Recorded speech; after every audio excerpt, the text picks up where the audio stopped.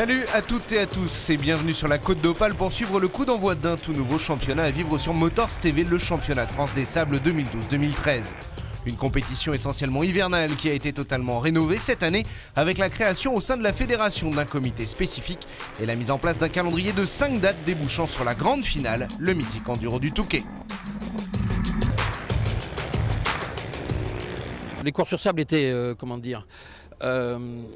attachées à la commission enduro et on l'a détaché car la discipline ne correspondait plus du tout à l'enduro et avoir des courses sur sable vraiment complètement à part. C'est la particularité de cette discipline qui roule en intersaison et qui attire beaucoup de pilotes motocross, enduro, qui l'hiver s'ennuient un petit peu et viennent nous rejoindre. Le Touquet est toujours la finalité, beaucoup de pilotes donc sont attirés vers nos courses pour s'entraîner et participer. Les 40 premiers suivent toutes les courses et comme ça ont quand même un titre au bout s'il se rate au Touquet. Un championnat pour l'instant essentiellement basé sur les côtes nord-ouest de l'Hexagone, à l'image de cette première de la saison à Berck-sur-Mer, mais qui devrait rapidement s'étendre à tous les littoraux de France. Pour l'instant, effectivement, il n'y a que les Flandres et l'Aquitaine qui sont concernés par ces courses.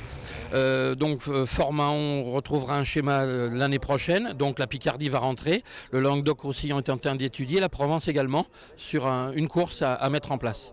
Autre particularité de ce championnat des sables, la mixité des épreuves comme des engagés. Ainsi, les différents meetings inscrits en 2013 verront la coexistence des courses d'endurance comme le Touquet et des courses sprint comme lors de ce 9e Beach Cross de Berck. Et avec à chaque fois un plateau composé de motos de différentes cylindrées, mais également de quads.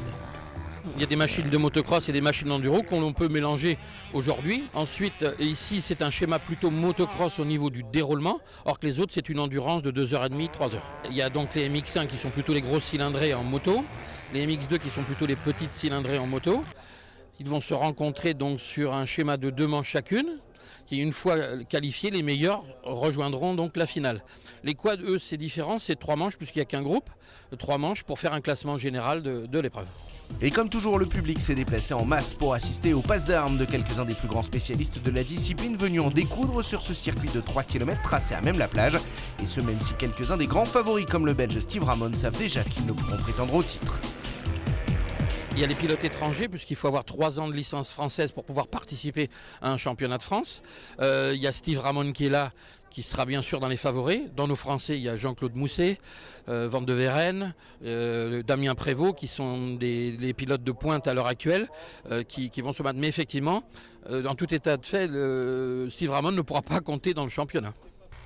Et c'est malheureux pour l'ancien champion du monde qui va se mettre en évidence dès les 2 premières courses, les manches qualificatives, en effet dans sa catégorie reine du MX1, soit les motos de 250 à 500 cm3 2 temps ou de 350 à 650 cm3 4 temps, le Belge va immédiatement prouver à tous qu'il est parfaitement remis de sa grave blessure aux vertèbres qui lui a ruiné sa saison 2012. Vainqueur des 2 manches, Ramon se place immédiatement comme le grand prétendant à la victoire en finale. Il devance le chouchou du public, Jean-Claude Mousset, 3e de la première manche puis 2e de la seconde. Le triple vainqueur du Touquet et notamment tenant du titre s'affiche également comme un des favoris pour la victoire en finale, même s'il devra lui garder en tête qu'il dispute tout le championnat. La 3e place au cumul des manches reviendra au surprenant Thomas Allier, respectivement 4e puis 3e. L'ancien membre de l'équipe de France olympique de BMX se paye même le luxe de devancer Milko Potisek, 3e du dernier Touquet mais seulement 6e de la première manche puis 4e de la deuxième. 2e de la première manche, Manuel Prime pouvait espérer bien mieux que sa 5e place au cumul. Malheureusement, sa 9e place en 2e manche lui coûtera de précieux points. Mais la grosse déception vient d'Adrien Van Beveren. Empêtré dans des soucis de rythme malgré son honnête 5e place en première manche, le local de l'étape doit en effet se contenter du 7e rang au cumul.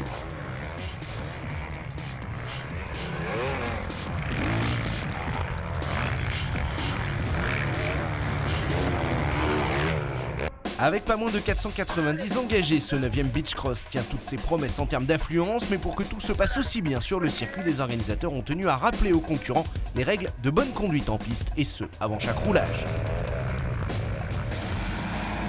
2 manches qualificatives qui concernent évidemment également la catégorie MX2 sur les 125 cm3 de temps et les 254 temps. Et c'est Frédéric Bosman qui va se mettre en évidence en décrochant la pole au cumul avec 2 deuxièmes places enchaînées. Il coiffe ainsi au poteau Marshall Méplon, vainqueur de la première manche et 3e de la deuxième. Une deuxième course qualificative qui va voir la victoire d'Axel Van de Sande qui se sauve ainsi de la catastrophe après avoir seulement fini 47e en première manche. Au cumul, il occupera finalement la 22e place sur la grille de la finale.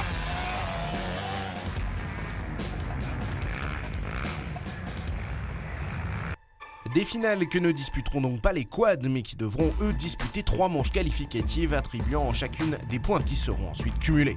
Des calculs qui vont cependant être facilités par les performances de Jérémy Vargna.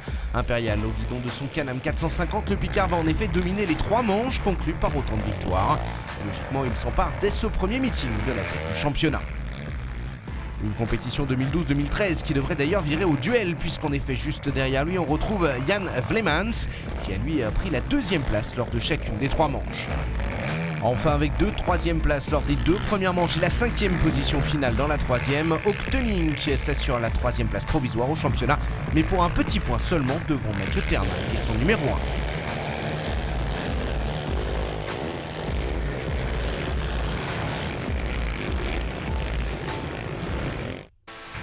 Allez, on passe au final avec pour débuter la finale B, soit la course qui met aux prises tous les pilotes MX1 et MX2 n'ayant pas réussi à se hisser dans le top 80 de leur peloton respectif à l'issue des 2 manches qualificatives cumulées. Soit quand même près de 100 pilotes lâchés tous ensemble à l'assaut du tracé, contrairement à ce qui se fera en finale.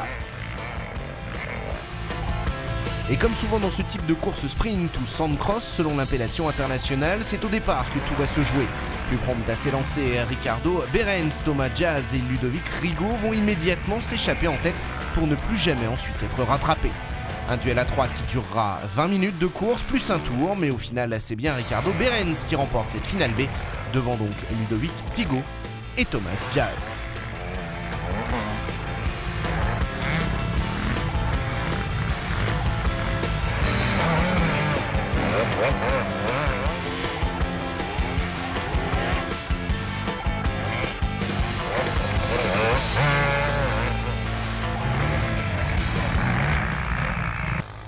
Mais évidemment, c'est la finale qu'attendent les quelques 20 000 spectateurs présents sur la grève de Berck, avec en point d'orgue bien sûr le duel entre Ramon et Mousset dans la catégorie MX1. Petite spécificité néanmoins afin de laisser aux pilotes de la catégorie MX2 une chance de victoire au scratch, et ce malgré leur handicap de puissance. Ce peloton s'élance 45 secondes avant celui de la catégorie Rennes des MX1, et là encore tout va se jouer au départ, et ce dans les 2 catégories. Côté MX2 d'abord, où Axel Van de Sande va réussir un départ canon pour immédiatement rejoindre en tête ses 2 grands rivaux, Bosman et Méplon, sur qui il prendra tout de suite un avantage décisif. Situation similaire en MX1 où si Steven Ramon réussit sans souci le all shot devant Manuel Prime et Adrian Van Beveren, cette fois auteur d'une très bonne mise en action, ça se passe en revanche beaucoup moins bien pour Jean-Claude Mousset.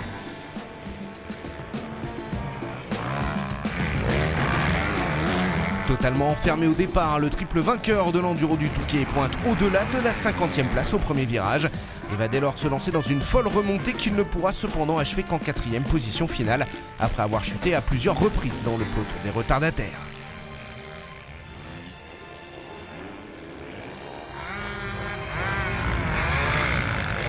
Pendant ce temps en tête, Steven Ramon continue lui à mener mais voire revenir derrière Manuel Prime et Adrien Van Beveren, toujours en bagarre pour la 2e place et réellement seul à pouvoir suivre le rythme du Belge, une lutte qui durera jusqu'au drapeau à damier.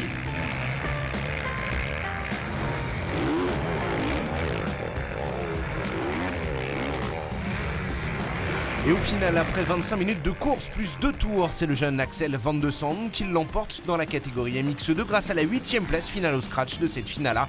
Un gouffre devant ses plus proches poursuivants, Frédéric Bosman et Marshall Méplon, respectivement 21e et 22e au scratch. C'est une des plus dures courses que j'ai déjà faites. L'année passée, je l'ai fait aussi, c'était vraiment difficile. Cette année est beaucoup plus difficile. Maintenant, il faut tout être dans le mental dans les 10 dernières minutes parce que tout le monde commence à flancher, donc c'est là qu'il faut reprendre le relève. Et je suis content de gagner, donc super. Une satisfaction également immense pour le vainqueur au scratch, comme dans la catégorie MX1, Adrien Van Beveren, qui est parvenu à s'arracher dans les 2 derniers tours pour aller coiffer au poteau Steve Ramon puis Manuel Prime. Le Picard doublant d'ailleurs ce dernier dans les ultimes mètres de course. Une belle revanche pour celui que tout le monde condamnait à l'issue des manches. Ça a été difficile pour moi depuis le début du week-end.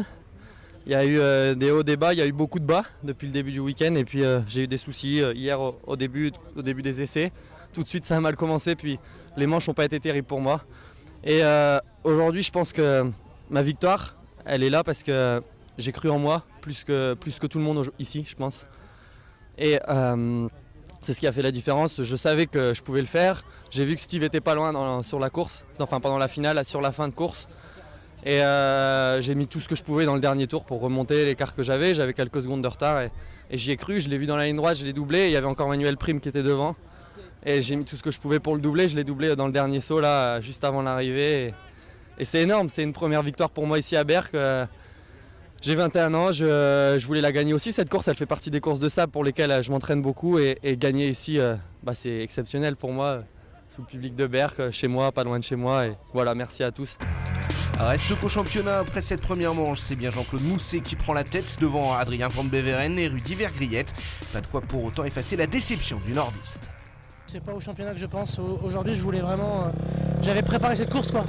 Dans les deux manches, je l'ai montré. Là, au final, j'ai pas réussi. Donc, je suis un peu déçu. Ouais. Je suis un peu déçu parce que j'ai raté le départ qu'il fallait pas rater.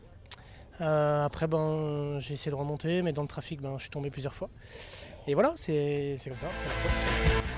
Voilà, prochain rendez-vous avec le championnat des sables à Long-Plage dans le Nord le week-end du 18 novembre prochain. Venez-y nombreux, d'ici là portez-vous bien sûr. Soyez prudents sur la route. Salut à tous.